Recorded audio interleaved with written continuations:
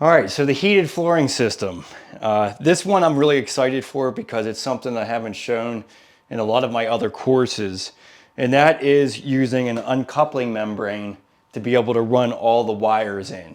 And there's going to be a couple of reasons why I'm going to suggest using a system like Warmlyyours with the uncoupling membrane. And there's really like basically three main reasons why this is somewhat of a better system than a lot of others. Number one is that it really allows you to quickly get into tiling after running a heated flooring system. So there's a bunch of different ways you can go about running heated flooring systems. They have it, you could do a loose wire system with floor leveler, which is usually my favorite if you're doing like a mosaic tile, penny tiles, something really small. And the primary reason for that is it gets a nice, really smooth floor and makes it easy to set mosaic tiles. But for bigger tiles, they have other ones that you can actually just has a mat with a mesh on it and you can thin set that into place. That is not like pretty much is my least favorite just because of the thin set application, but with larger tile, it's really not that bad. And it's something that you can just quickly move right into tiling after you get the heated flooring system. And then this is the third option, which I think is actually ideal. And that's using this uncoupling membrane where you run all the wires through and then you're able to waterproof all the seams. Everything's 100% waterproof, and then you can immediately move on to the tiling process. The reason that floor leveler or there's other systems are a little bit more problematic is just because of the dry time it takes. So when floor leveler, you usually have to prime the floor. That takes an hour or two for it to dry. Then you can run your wires and then do the floor leveler. Floor leveler usually takes 3 to 4 hours to dry. And then if you want to waterproof it, you're going to have to do a liquid waterproofing on top. So you're talking about an entire day's worth of time taken out just to do that. That's where this stuff, you can basically just run the mat, run the wires, and then get right into your tiling. So it really makes a lot of sense. The other aspect to this uncoupling membrane is that it's going to give you the thinnest layer possible for heated flooring. So if you're concerned about your door transition coming into the bathroom, this is going to be something that's going to give you the minimum. Because most of the time when you're doing floor leveler, even though you're just running over the wires, which aren't very thick, you end up being thicker than what this membrane can be. You're usually you're almost 3/8 of an inch normally by the time you're done. And that really does require a lot of hot glue and making sure that the wires stay down flat.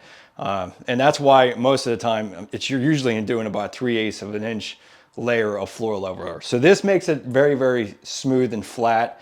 And then again, having the benefit of the waterproofing on top of it really makes it really beneficial. So we're gonna go ahead and install the mat first, and then we're gonna do testing of putting in the wires in, testing everything, and just show you how simple it is to get heated flooring for your bathroom. Okay, so the biggest thing about membranes, so we're gonna run all the membranes first. We're not gonna do anything with the wires yet until we get this down. But any type of membrane like this, you're gonna have to get a modified thin set and make sure it's really loose. Definitely a thin set thickness that's not gonna be that you're basically setting tile with it. You wanna make sure that the back of this fleece is gonna bond well to the actual thin set in the subfloor. So I'm really, I can't express that enough because all the issues that happen with this not being adhered to the floor is because the thin set's too thick and it doesn't adhere right. Basically the mesh on the back doesn't absorb the thin set and it's not being set down properly. So use the maximum amount of water for whatever modified thin set you're going to use. I'm actually going to be using Schluter's All Set. This is their thin set that you use for all of their membranes. I do find it to be quite superior when it comes to doing membranes, but really any modified thin set is really going to work. But we need to measure the water and make sure we get enough water in the mixture.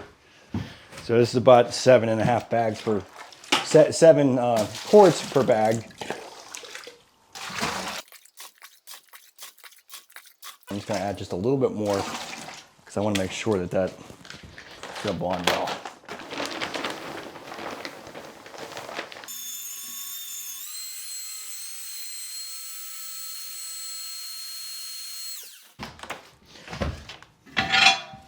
Okay, so we are doing some really large tiles. So these are 24 by 24 inch tiles.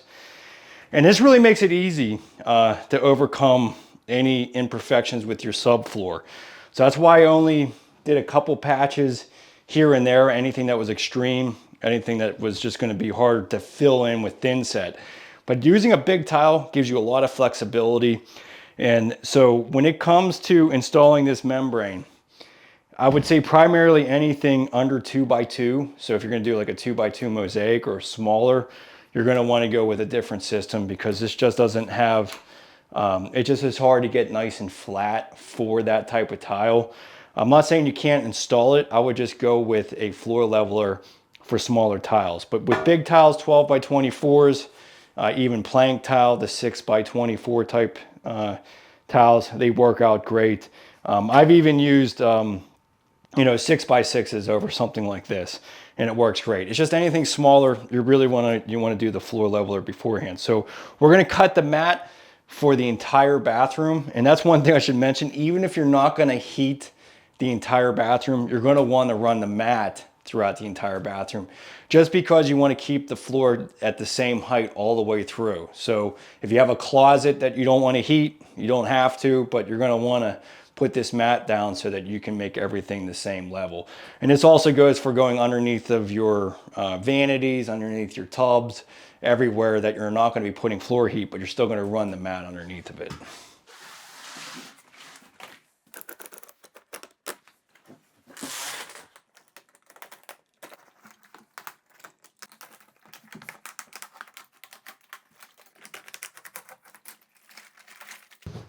Okay, so rule of thumb on this is really just to make sure you have like a 1/4 inch gap all the way around the perimeter of the room.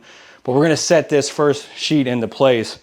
But the one thing you just wanna pay attention to is when you're putting another sheet together, just make sure everything lines up with these little donuts, because that's really where you're gonna be running the wires in between. So if these don't line up, it's gonna be hard to get into the next sheet. But other than that, you basically just cut around everything. Don't worry about being overly too tight, because we're going to be actually doing a little bit of a waterproofing around something like this. We're also going to be doing a little bit of waterproofing around the stems, but we're going to do that a little bit later in the tiling process. But yeah, 1/4 inch all the way around, and then thin set it down. Now which is really awesome, is I've been saying this for years, that when you're putting an uncoupling membrane down, to always go with the next size larger one than what they're suggesting. A lot of other mat systems like this have always been saying 1/4 inch trowel, and it just wasn't enough thin set. But Prodeso actually says 1/4 which I think is what I've been trying to use over the years, and it really made a big difference. You just want to make sure that your fleece is completely bonded. So with a 1/4 it's definitely going to do the job. So the first thing on a wood subfloor is just to take a damp sponge and just wipe down the subfloor. Get all the dust off of there. And this is going to help basically prevent that Thinset from being zapped of moisture right off the bat. Now, another good idea, actually, if you have the time, is to do a floor primer on this. Basically what you'd be using for floor leveler. I think that's a great idea, because then it's just going to ensure that Thinset bonds well to the floor. But this is all pretty much brand new plywood. Well, this is kind of older plywood, but nothing's really been adhered to it, so I feel pretty comfortable be able to just get the Thinset to lay down to that. But you can see this is kind of pourable, so you want the Thinset to be very loose like that. It's basically beyond, I wouldn't want to set tile with that. This is really just for the membrane. Take the back side of the trowel and work the Thinset into the sublayer with the flat side of the trowel. This is just going to help provide a good bond for the membrane. Hey there, so I want to let you know that I actually have an online course that goes through this entire process of what you're watching in this video on this heated flooring system, but I have much more included in this. For one, I have a 10% off code that you can use to be able to buy the system and get a discount. But also I go through all the different links of going through the process of installing it. So if you wanted to do a different type of system, I have options on that as well. But I have all the links of everything that's helpful within this course, and I highlight a lot more in this course. I basically go through the entire process of the tiling installation, building a steam shower, like this entire bathroom remodel. Actually, it's really not a remodel. It's basically a new bathroom. I highlight through it. So as you can see here on my left-hand side, I have the entire curriculum of it step by step. So if you're looking for in this particular video, if you need help with the electrical, running a dedicated circuit for this system, I have a tutorial in there that will help you with that and putting a new breaker in a breaker panel. So I put an awful lot of effort into these courses because I want to be able to give you the most helpful, aspects of being able to support you with your bathroom.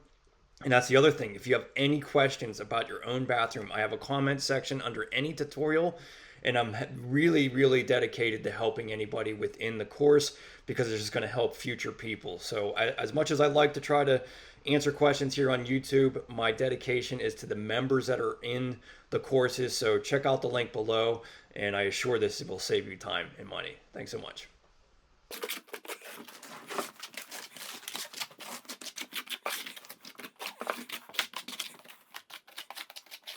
And then just do directional troweling.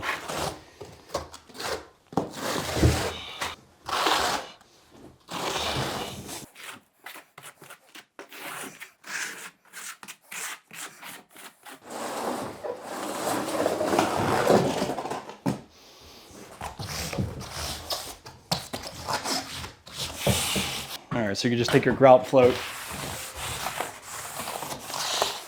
and work this into the substrate.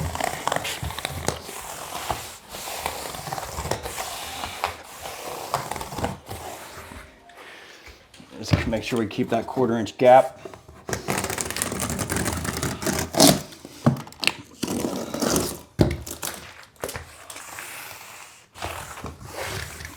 Okay, so this is where you just want to check it, see what the kind of coverage you're getting. But you can see all that. That looks perfect. There's nothing really bald. You can see it all suctioning off. That's a good bond to that thinset. So that's what you want to see for coverage.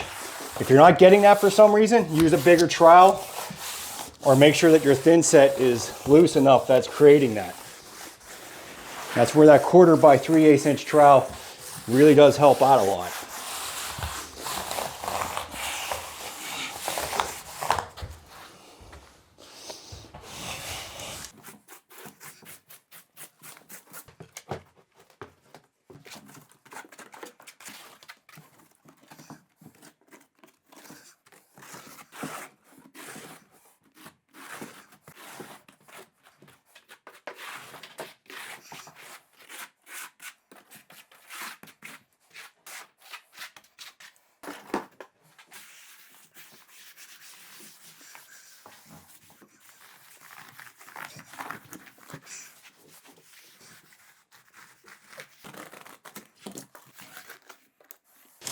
Pull this up anywhere and just check that coverage. That looks pretty good. A little bald there, but I think that's just because that's not a big problem at all. Just make sure we have enough right there and we should be good.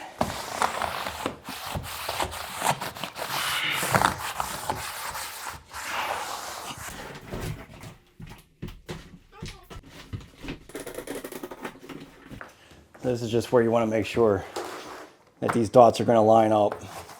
So before I cut this, I want to just make sure that they're going to line up with that.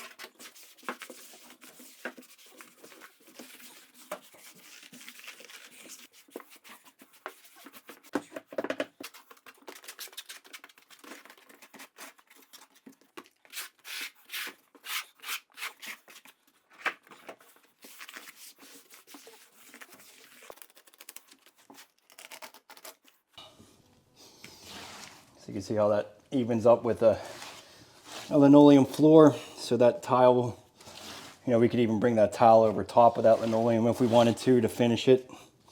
So it works pretty good with a floor like that. That's really like the thinnest layer you're going to be able to get. If I did floor level, I would definitely be sticking up a little bit higher than that.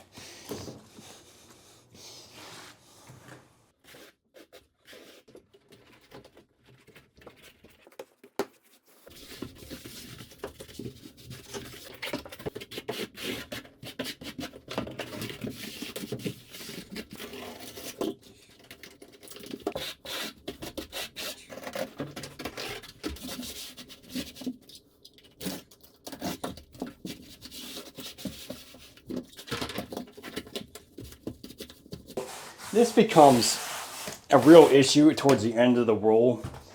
It just like wants to lift up in the corners. So what I would suggest is honestly just getting some, I mean, it has plenty of coverage underneath it here. As you can see, it just rolls up. So you can either put bags of Thinset over top of this until the Thinset dries, or you can put a couple drywall screws into it and then make sure you just remove it, because the uncoupling membrane can't be screwed down to the floor. But I don't see any problem with temporarily just keeping this down. And it's always at the end of the roll where you have that issue. So let me grab some drywall screws. And again, I mean, it's not because I don't have enough Thinset underneath there. It's just it's just the way that the roll, this is where having the squares are kind of nice. But I'm just gonna put some temporary screws to hold this down for now. Now this is like a laundry room, so I really don't care if I waterproof the actual seams in here, but you just want to make sure you take out these drywall screws. You can't keep them in there.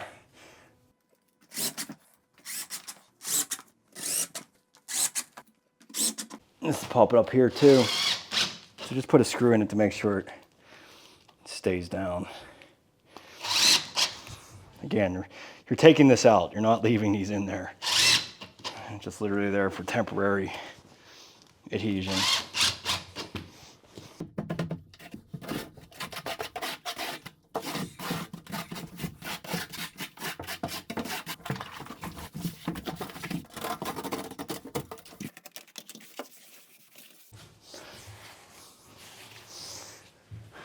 Okay, so I am not going to have time to run these wires today.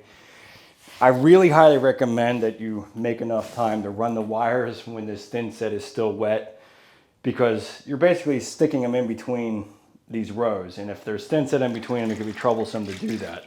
So if you don't have time, like I don't right now, just make sure you take a brush and just clear out the sections where the wire are gonna go. So I'm gonna be crisscrossing across this way with it. So I just want to make sure I get that Thinset removed in between. I mean, I don't really care this way because I'm not going to run the wires in between there, but just where I kind of cross them over.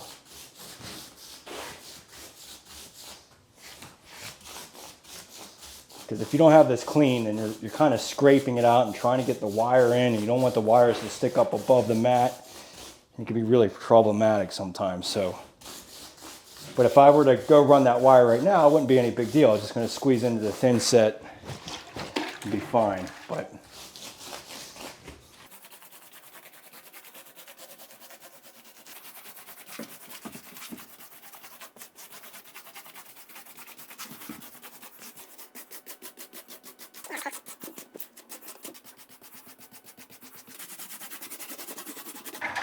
all right, so again, it would have been ideal to run the wires today, so then you don't have to worry about any Thinset being stuck up in here, but it's not a big deal. I mean, this is a lot of flooring, so, you know, it does take time to mix all the Thinset, put it all into place, but this is gonna be a great foundation and make the wires a lot easier to maneuver to where you want them.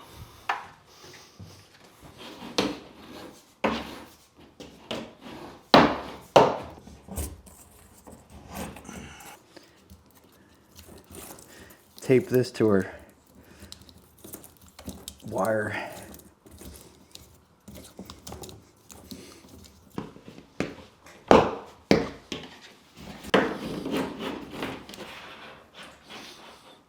Okay, so this is the cold splice. You want to keep this outside of the wall, or in the floor, I should say.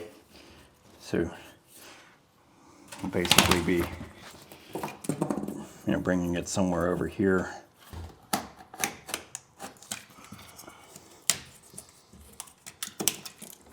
All right, so keep this out a good 12 inches. But yeah, we don't need all that extra line. But what we're gonna do is put a little testing device that they have for this. It's pretty nice. All right, so this guy is a little tester, which is pretty awesome because if you ever were to nick the wire while you're installing, that's gonna let you know. So has a little alarm on it. So I thought this was a great idea.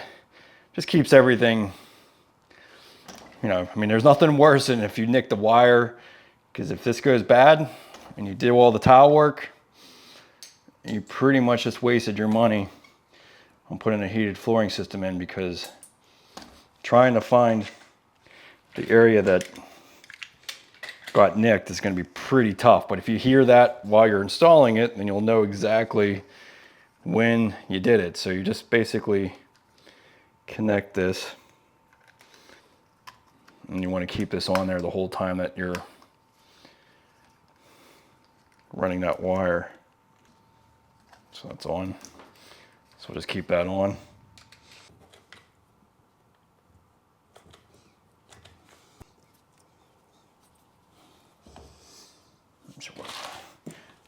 So if this was a smaller floor, I'd probably have to dig down into that subfloor a little bit, because it is raised up a little bit, but the amount of thinset I'm putting under these big tiles, that's not going to be a big deal.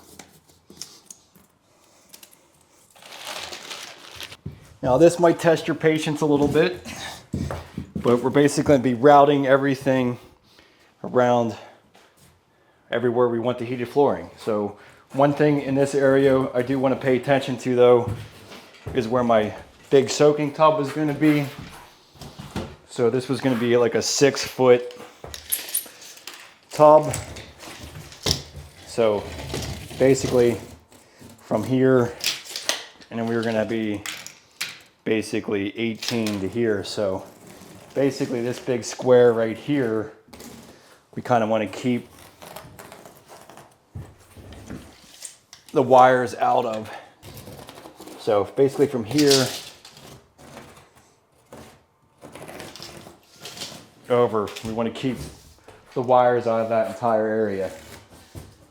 Other than that, everything else is going to be pretty standard, because, well, the vanity. Yeah, the vanity, but we pretty much know what that's going to be.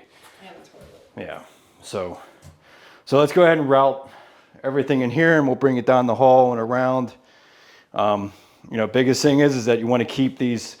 It depends on what size wire you went with, or I should say, the amount of spacing on it, because the more spacing, the more heat you're going to have. I went with a 3-stud spacing, but you can also go 4. So it all depends on what you put into your design and how much heating you wanted to work with. So, but basically, if you stay a couple inches away from the edges of the floor, stay 2 studs away from the edges, you should be in good shape.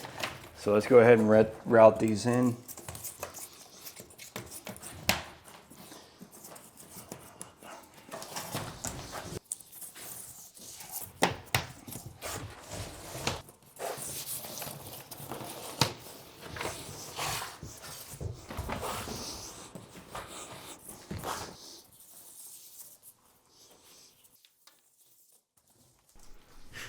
So I did want to mention one thing about ordering your system at Warmlyyours. They have a design center that you can create a plan for all the wiring and all the components you're going to need to build the bathroom to get a heated flooring system. So it's a great diagrams. I mean, this is actually just great to even just showcase to a client of what the bathroom is going to look like, because they have all the fixtures, all the vanities that you can put in the tub. You can kind of showcase what the space is going to look like. But best of all is that it's going to map out where all the heated flooring system is. It's going to give you a quote for what it's going to cost to put all these materials together. And then most importantly, it's going to give you a smart plan that provides you the routing of the wires so that you're not confused on how to go about doing this. But I do want to mention one thing. If you're going to do the smart plan, make sure you know where you want your thermostat.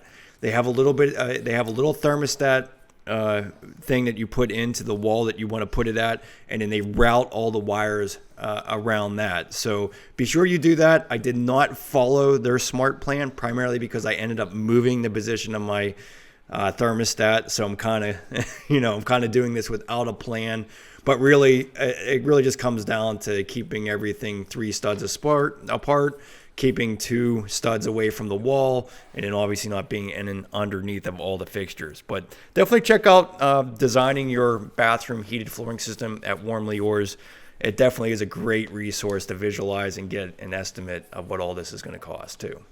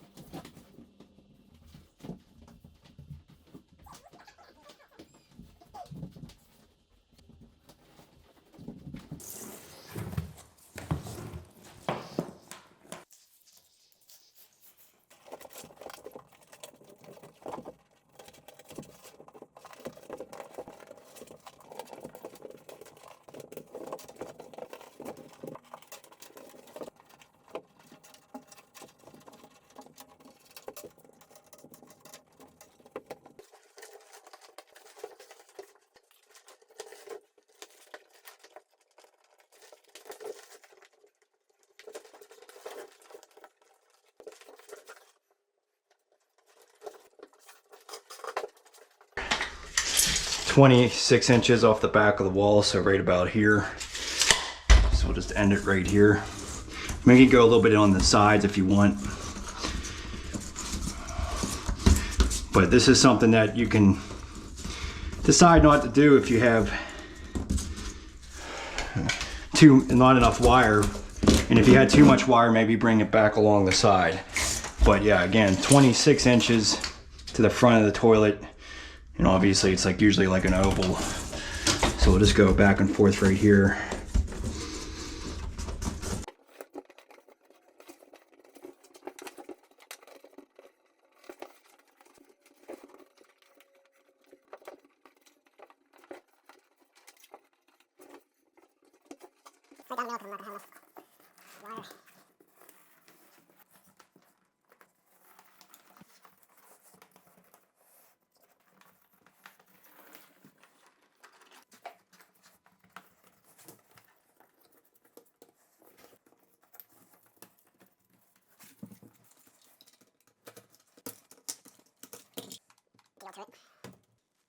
Okay.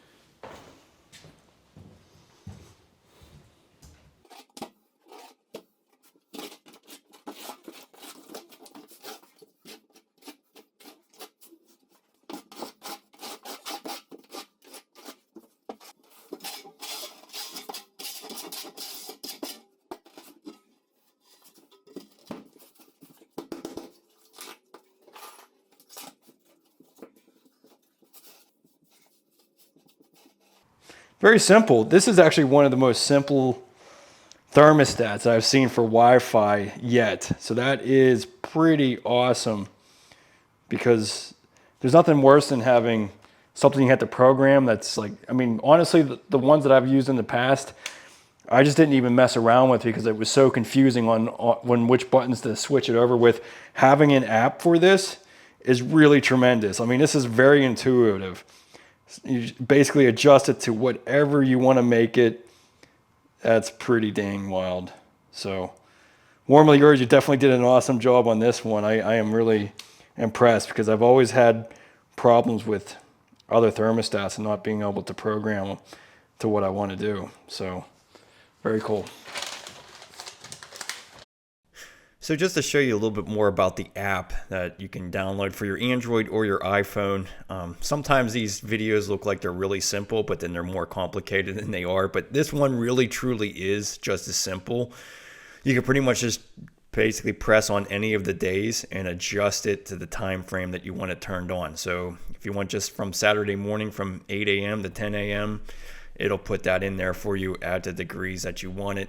One other feature I thought was really awesome with this is not only can you just adjust it in the moment pretty easily, but you can also just have frost protection on it. So you can put it on a standby mode and it will always turn on when it's 41 degrees or colder, so you could prevent your bathroom from freezing, which is super important for the location that I have it being above a garage. So definitely double thumbs up on the app system, really easy to use.